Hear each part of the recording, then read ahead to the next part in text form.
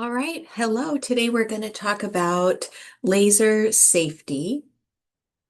Our objectives for today is to list regulatory agencies and identify the role they play in laser safety. We're going to discuss state requirements for operating a laser.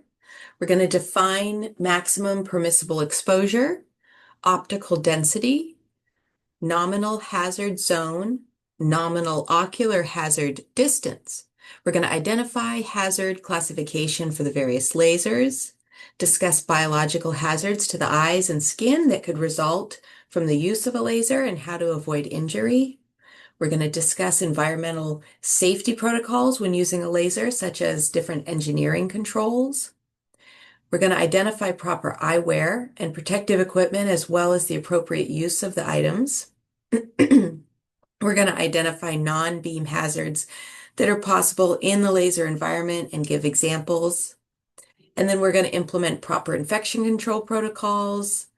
We're going to construct a treatment note or demonstrate how to write a treatment note for proper documentation. And we're going to review patient management in case of an adverse event. So how we're going to manage that if a patient does get injured from the laser. And then we're going to hopefully understand the role of a laser safety officer. A lot of objectives, but they go pretty quick. So we'll start with regulatory agencies. We have ANSI, which is the American National Standard Institute. They oversee U.S. private sector standardization systems for laser standards. So they have a big manual that have the different standards. And the ones that we focus on predominantly is Z136.1 and 136.3, so point 1 and point 3. And there's a committee that's responsible for developing those safety standards specifically. The FDA and by extension, also the CDRH, which is a branch of the FDA, they oversee devices, radiological health. They're responsible for overseeing the performance and the safety of lasers. And then OSHA is there to protect employees and patients, making sure that all of the protocols and safety protocols are in place. So they hold the employer responsible to make sure that everyone's trained, everybody is using the appropriate PPE so that everybody stays safe. So they ensure and provide safety and health in the workplace. So as far as the standards and regulations go, OSHA recognizes ANSI Z136.1. This standard focuses on analyzing safety with respect to using a laser. So it's going to cover things such as evaluating the potential for hazards, personal protective equipment. Are they wearing everything that they need to wear in order to be safe? Training, do you have proper training on how to use the laser? And then reporting an incident if something happens. So that's what that standard sort of entails. And then for ANSI Z136.3, that is more for safe use of lasers in healthcare. So it's going to focus on administrative responsibilities. That also includes the LSO, the laser safety officer, engineering controls, again, procedural controls such as warning labels, wearing the right safety glasses, that sort of thing. So these standards, if you are in an office that uses lasers, you should have a manual with these standards written out, and you should always check for updates and make sure that you sort of have a good understanding of the details within these bullet points. We're not expecting you to memorize these standards right now, but just knowing that they're out there and that you need to have them available for you if you're in a practice that utilizes lasers. So state and local regulations and requirements. So basically what it comes down to is some states require an individual to be licensed in order to operate a laser, but some do not. So you really need to know your state's regulations. Are you in a state that says a dental hygienist cannot operate a laser, period? Or are you in a state that says nothing about whether a hygienist can operate it or not? That is very ambiguous. That doesn't say no, so that sort of implies yes.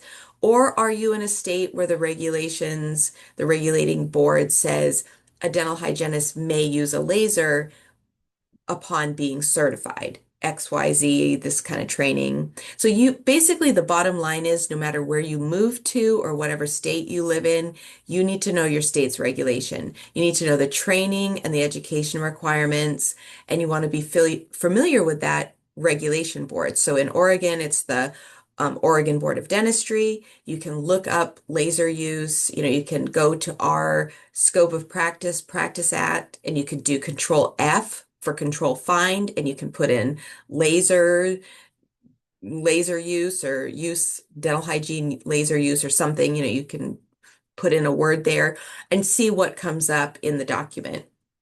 In Oregon, we do not need to be certified in order to use a laser. So that's Oregon's rules, but that's not necessarily anyone else's. California has a different one, for example. So always check for updates around that as well. Some terminology that you want to be familiar with: maximum permissible exposure, the maximum level of laser radiation in which a person can be exposed without experiencing a harmful biological effect, such as damaging their eye or skin. With lasers, it's pretty low. There are some lasers that are like class 1 lasers where the maximal permissible exposure is much longer because they're very low level laser. They don't really cause any kind of major damage. But most lasers that you're going to use, or I should really probably say any laser you're going to use in the operatory, is going to have potential for some kind of damage to the skin or eye. And so you need to know that maximal permissible exposure rate or length of time. Optical density, it's a value that is given to it can mean different things in different industries. But for us, when we think of optical density, we're thinking of a rating on some safety glasses. It's a value that's given to a safety glasses um, that pertains to the specific wavelength of the laser that you're using. So like a quick definition here is a value that defines the attenuation property of a filter. So the safety glasses, that is your filter, and the number defines the attenuation property.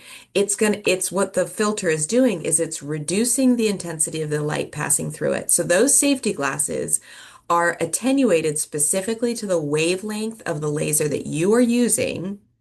And so when that laser, if that laser was to get shot up into your face, those safety glasses would reduce the intensity of the light such that they wouldn't damage your retina, your eye. And so the laser specific that we use has to match the OD rating or number or value specific to the safety glasses that we purchase. And we'll have a slide that kind of highlights that a little bit better. Nominal hazard zone, the space around a laser where the intensity of direct, reflected, or scattered laser radiation exceeds maximum permissible exposure. So basically, if you're in the zone, you have to have warning signs up, you have to have safety glasses on. Nominal ocular hazard distance, the distance from a laser source where the intensity of the laser beam is considered safe. If you're outside of the zone, you're in the nominal ocular hazard distance. For our lasers, our Gemini, it's about 8 to 9 feet. That's the nominal ocular hazard distance. So you're sort of outside of the danger zone, but so you want to be aware of what that distance is. All right, we're going to talk about classification of lasers. So you can see they are divided into classes: class 1, sort of A and B, class 2, A and B, class 3, R and B. Don't worry about what the M's and the R's and the B's stand for. You can just kind of think about it for our purposes as kind of A, B, A, B, A, B, and then class 4. Class 1 lasers, very safe. The beam is below the lowest maximal permissible exposure. Laser will not cause injury if used in accordance with the manufacturer's instructions. There's really nothing, I mean, there could be but for our all intents and purposes, there's really nothing that we can compare this one to for that we'll use in laser. I mean, you can think about a CD player with a laser that reads the CD. It's kind of housed internally. It's not any threat to your eyes. So that's sort of the class that that's talking about. Class 1M utilizes a very low-powered beam incapable of producing hazardous exposure unless viewed through something that will magnify and intensify it. So there's scanners out there. There's lots of things. In the grocery store, you use a scanner to scan the barcode. So there's lasers that we use all the time that nobody puts on safety glasses for. So there's really no health hazard unless that particular laser beam gets magnified and intensified and then you stick it in your eyeball. So there could be potential threats, but in general, class 1 lasers don't really pose a threat to us. A class 2 low beam that falls within visible light spectrum. It's not acutely hazardous. Chronic exposure may damage the eye if you were just to hold it up to your eye. Gaze aversion response is efficient. So basically, that means the amount of time that you notice something is sort of coming at your eyeball and you blink or turn away, that reaction time is enough to keep you safe. So an aiming beam, a laser pointer, those could be very harmful if you were to stare at it, but our blinking or our gazing aversion keeps us safe. The second one that we'd be thinking of is the class 2M low power beam that falls again in visible light. Power can pass through the naked pupil, can be hazardous if it's again magnified. Oh, I have to sneeze. Sorry. I'm going to pause it really quick.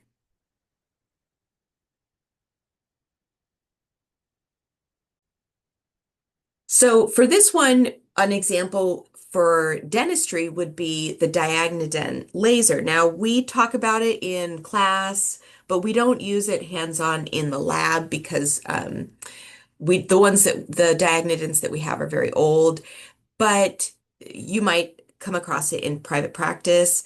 And so again, if you're gonna hold it right up to your eyeball, you certainly could hurt yourself.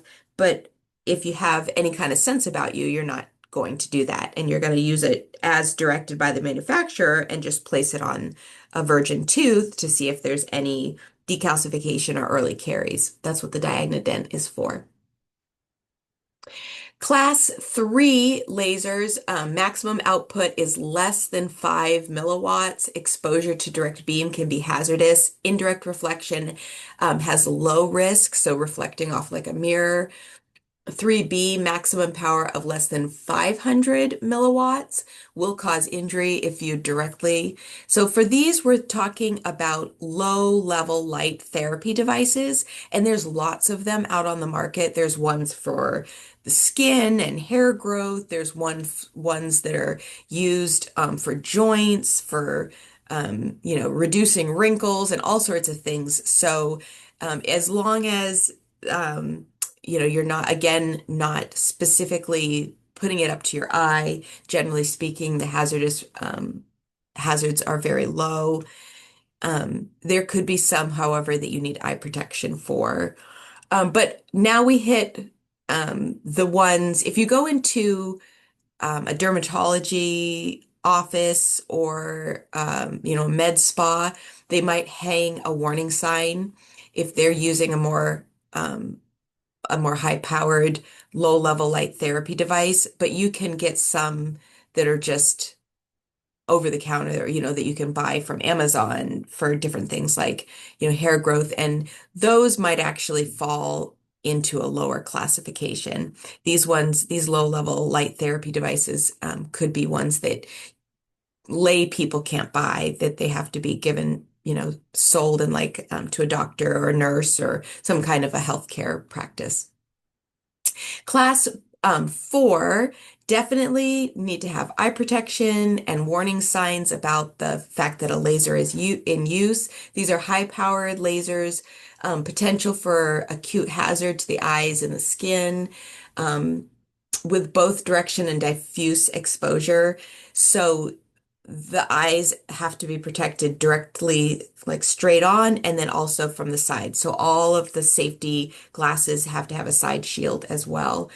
Um, they present a possible hazard for fire. You could potentially ignite something if you hold it to a piece of paper, or you just hold it to something and it chars and gets hotter and hotter. It could ignite.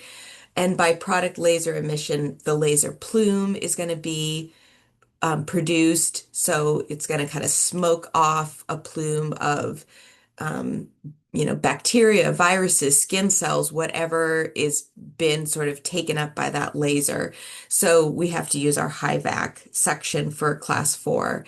So examples of that are surgical lasers and the dental lasers that we use for bacterial reduction, or the ones the doctors use for frenectomies, or any of these different lasers. So the ones that we're basically using in practice are these class 4s. Biological effects. So laser exposure considerations. Eye and skin are the main things that we're concerned about, along with, of course, potential for fire. Eye and skin exposure is dependent on the wavelength, the specific device being used. We kind of talked already about those classifications. The clinician must refer to the owner's manual for each device used in the office. We use a Gemini laser with a specific wavelength. You will likely go into a different office with a different type of laser, and you're going to have to be trained on that laser. And they will have an owner's manual and a procedural manual that you have to learn about. So the maximum permissible exposure is always to be considered. The MPE is the amount of laser energy that you've been exposed to, and could cause a hazardous effect in the skin or the eyes. So when we think about the anatomy of the eye and the potential area for damage, most often we're concerned with retinal damage. But there could be damage to the cornea. There could be, damage to other areas. But in general, you can kind of see if we're talking about microwaves and gamma waves, it can affect the whole cellular structure of the eye. If it's near ultraviolet, it's just mostly going to hit the outside portion of the eye. So it's going to be the lens of the eye, the cornea, the pupil, these areas, but it's not going to penetrate deep into the eye where the retina is. Same with far ultraviolet and far infrared, but our visible and near infrared, those will affect because those get focused through the pupil and the cornea and can hit the back of the eye where the retina is. So that that's sort of where we're at with the lasers that we use. So we want to be very aware of that. So eye damage is a real thing with the lasers that we use. It just simply means we want to have our safety glasses on, and we don't want to direct the end of our laser toward ourselves or anybody else. So in the visible field, the 400 to 700 nanometers, and the near infrared wavelengths, 700 to 1400 nanometers, this is where we are with our Gemini laser. They're are focused by the cornea and the lens, and are absorbed by the retina, so we can have retinal damage. This may result in, I'm not sure how to pronounce that, but a burn, which may be considered one of the more serious types of laser injury. So we have to take it seriously, just be safe and use our protective equipment. Mid-infrared and far infrared, those are longer wavelengths, 14 to 1 nanometer to a millimeter wavelengths. Mid ultraviolet, those go lower, 100 to 315 nanometers, and they're more absorbed by water, so they're going to be more affect the surface of the eye. Near ultraviolet, 315 to 390, absorbed by the cornea and the lens structure. So here we kind of have it broken down a little bit. Diode lasers, these are what we use here: retinal lesions, retinal burns, cataract. Nd:YAG lasers, retinal burns, cataract. These lasers we don't have in our clinic, but they could be out there in the world. Those are more cataract, aqueous flare, and corneal burns, a little bit more surface of the eye.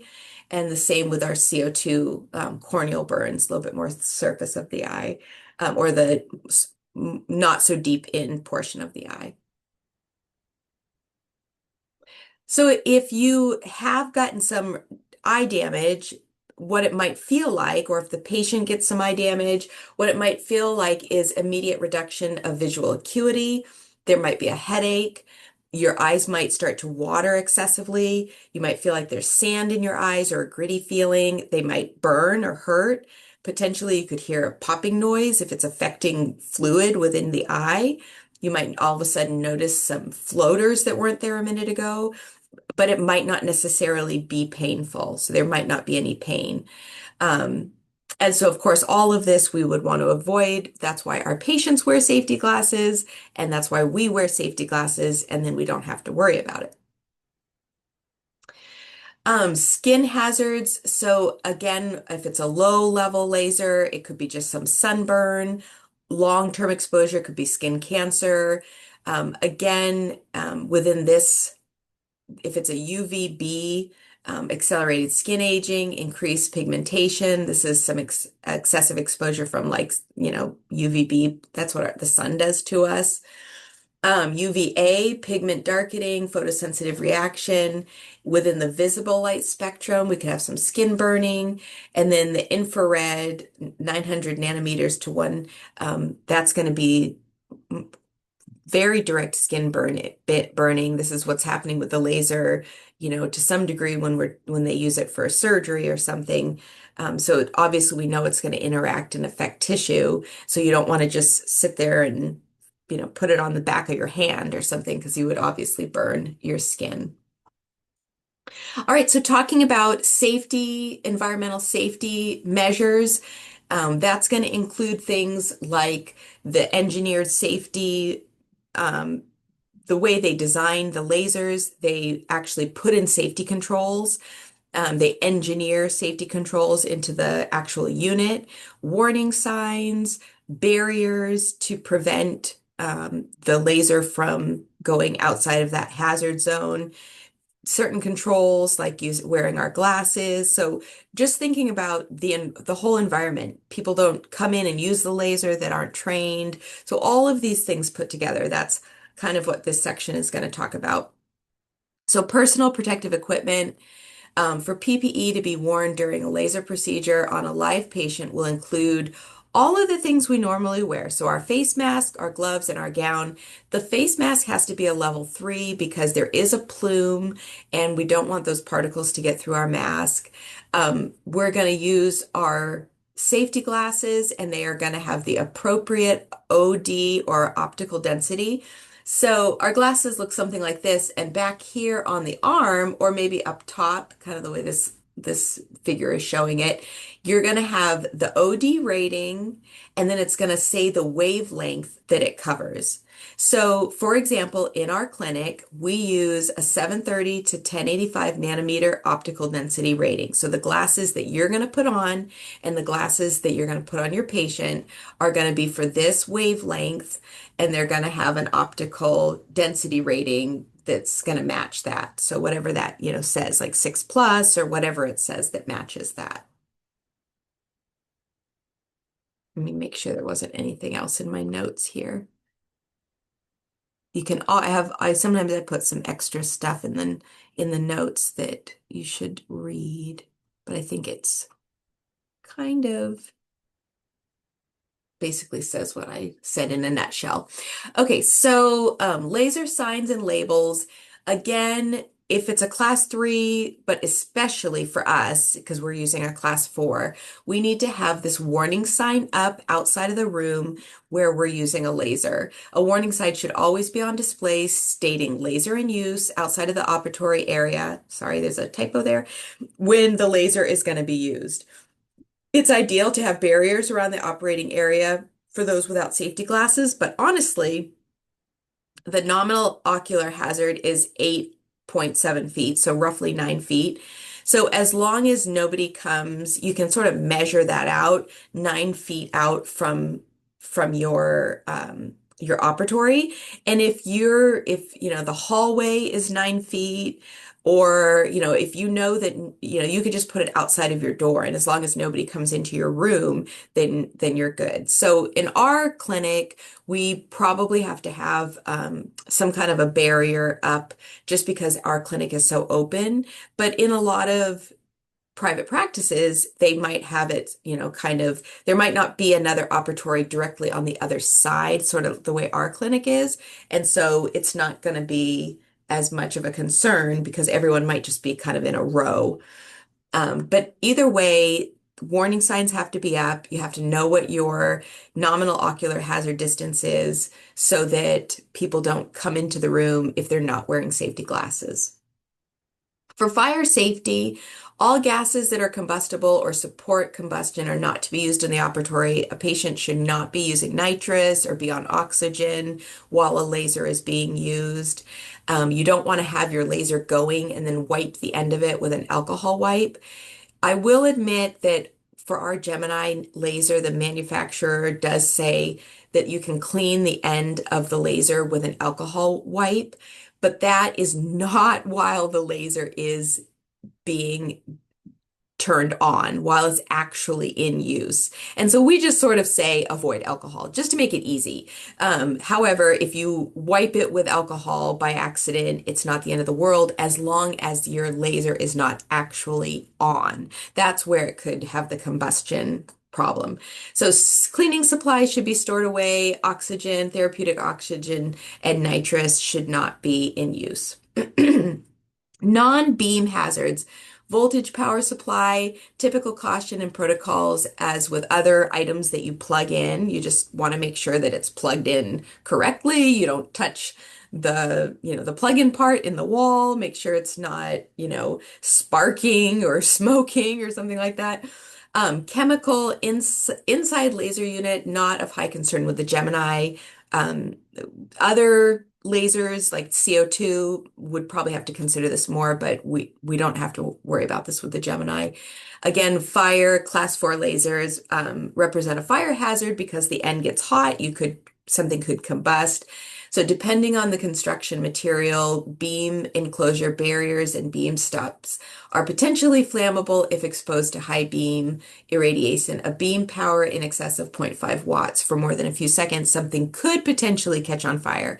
So the point of this is basically don't turn on your laser and hold it to something for a long time and watch it smoke and then start to catch on fire. Just be responsible. Know that you're dealing with something that potentially could be dangerous. Now, that being said, when we use it in lab, you're going to have the end cooking a hot dog. You don't have to worry you're not going to catch the hot dog on fire. It's more talking about things that are easily combustible. There's a lot of moisture in a hot dog. The hot dog's not gonna start flaming. But if you were to, stick the laser on a little pile of very dry kindling or paper, it could potentially catch fire. So you just have to use kind of common sense. Engineering controls, these are things that are designed into the laser. So for our Gemini lasers in our clinic, there is an electronic key password. The unit will not activate until you put that password in. There are 3 wavelength options. You can do 810, 980, or a dual wavelength. So you can set that beforehand.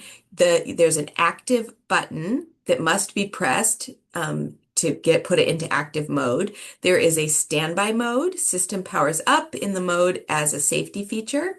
There is an activation panel that has a protective shroud, so your foot won't accidentally push the on button and turn on your laser. You have to slide your foot into it.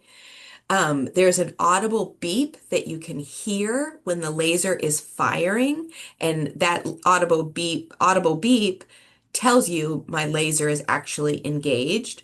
And then there is an emergency stop button, and there is a remote interlock.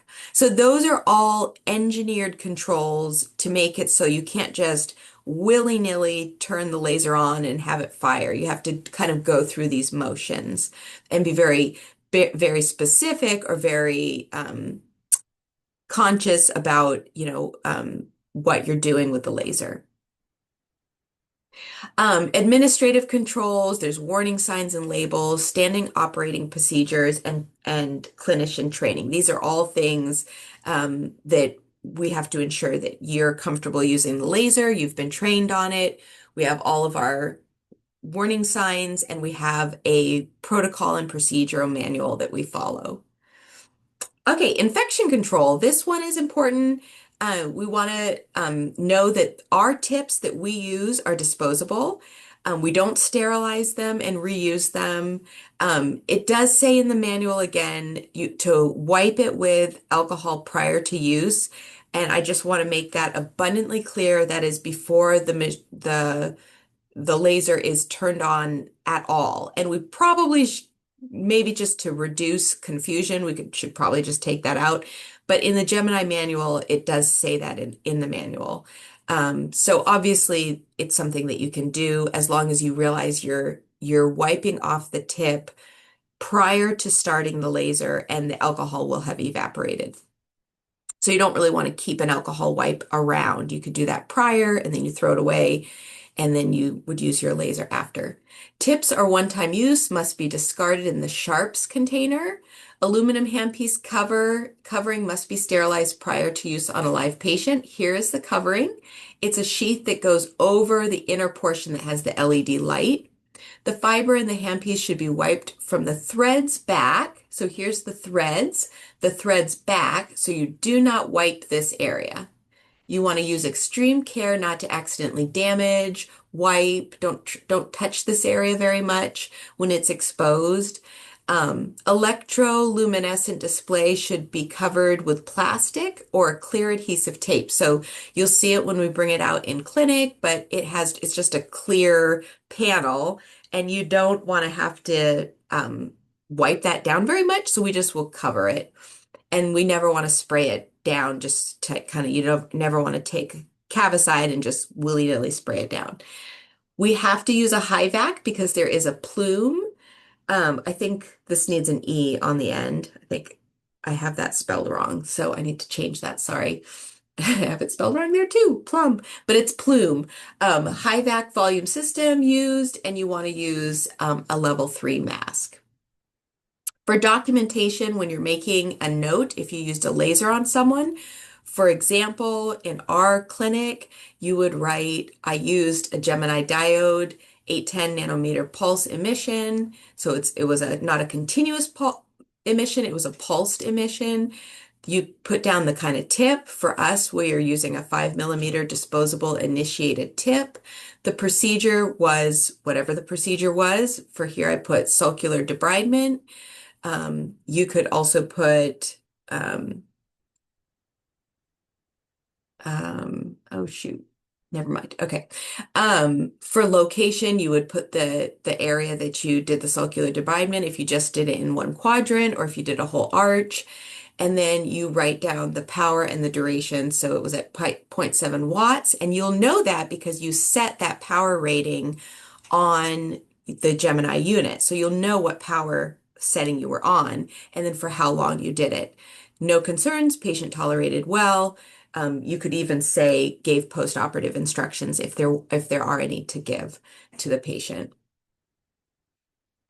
If for some reason something happens, say the patient takes off their glasses and you flashed them in the eye with the laser because you had it on still, I just don't see these things as happening very, very likely. I think that would be, some very poor judgment on the use of it, but we have to allow for these things to potentially, theoretically to have happened, or say someone's tissue gets burned, you put the power up too high and you keep the laser down below the sulcus too long and you burn tissue. Or the laser malfunctions and something, totally random happens. Then basically the protocol is you let the lead faculty and the laser safety officer know, because the laser safety officer has to write a report in and send that in to the manufacturer of the equipment. You write down the date of the incident, time it happened, the location, and then you identify kind of how the machine was set up, what were the wavelengths and the power setting, and then description of the laser incident. So, you know, laser, patient wasn't wearing safety glasses and the laser, um, was directed toward their eye. I just, that seems like a crazy scenario to me. So maybe a more common thing or a more likely thing would be laser, caused intraoral burn on the gingival mucosa or something like that. Either way, if if something does happen, all of that stuff needs to be documented, and then the laser safety officer has to write a report. You want to attend to the patient and take any kind of necessary emergency measures. It's hard to imagine anything that would cause us to have to call 911 or something like that. But basically, you just attend to them. If there's, you turn off your equipment, you set them up, you give them, a cool compress, or you give them a gauze if something's bleeding. You're going to get the lead faculty and the laser safety officer. Again, you contact the manufacturer to report the incident, especially if it's something that went wrong with the equipment. And then other agencies could be involved depending on the severity. We're dealing with a very safe piece of equipment with the Gemini. And so this is sort of above and beyond. It sounds kind of freaky, but there are the lasers that dentists use, the CO2, the bigger lasers, the more powerful lasers, they have a much higher likelihood of causing some kind of an event. Our lasers, though they can be turned up high, we train you on a very specific wavelength and a very low setting. And so our chances of an adverse event, thankfully, are much lower as long as we, stay within our parameters. Common causes of adverse events, unanticipated eye or skin exposure, not using the safety glasses or using an incorrect power setting, are the equipment malfunctions, operator not familiar and being careless, not ensuring a proper hazard zone, and then failure to follow all of these instructions and operating procedures that we're talking about. Again, the laser safety officer is an individual that's designated to be responsible for the clinic laser. The LSO prepares and enforces a laser safety plan. They have the authority and responsibility to monitor the usage and the training.